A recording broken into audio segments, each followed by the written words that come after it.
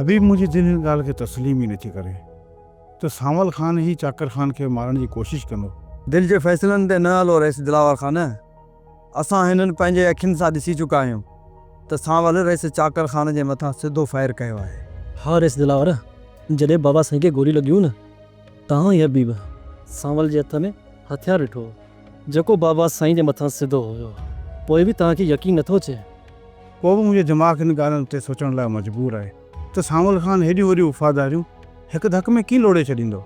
Rice Dilawar Khan, हाणे त समूरी हक़ीक़त रईस चाकर ख़ान जे होश में अचण खां पोइ ई ख़बर पवंदी। हा हबीब, हाणे त सौट चाकर ख़ान जे होश में अचण जो ई इंतज़ारु आहे।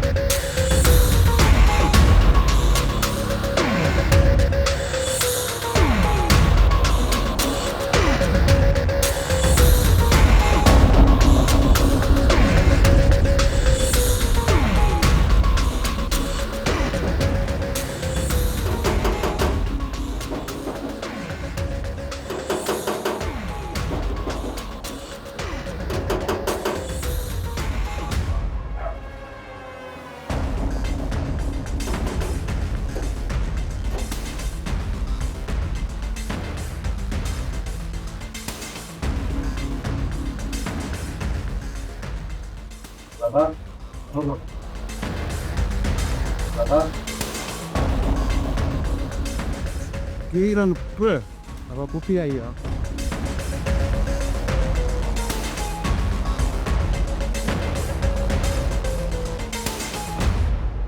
पुट्र ये तो तुझी पुफी आ, ये सयापा जान अदी भली आई है भली। अदा खैर हुंदई मामा बाबा है तू भाकुर पायो वा गली पायो वारे जानो वारे बाबा तर तर तर वाह वाह वाह वाह जी वाह हाँ वे शाबाश। पुफी खाई पी निकता है अन्य आया हूँ। किथे अब्बा? मामा ॾाढी बुख लगी है। पुट्र अख्तर ॾिस कुछ खाइण पीअण लाइ आहे ताज़ी लाइ खणी अच। पुफी मानी पियल आहे, जे अगर चओ तो मां तव्हांखे ताज़ी करे ॾियां। बाबा जेकी मानी पई आहे खणी अचे। पुट्र वञ मानी खणी आ और चांहि जो वॾो कर। सोप सीरियल पंजाबेरी तमाम एपिसोड्स ॾिसण लाइ विज़िट करियो असांजो official YouTube channel Sindh TV HD drama. Subscribe कयो असांजो official YouTube channel Sindh TV HD drama ऐं वधीक अपडेट लाइ बेल आइकन खे क्लिक करियो।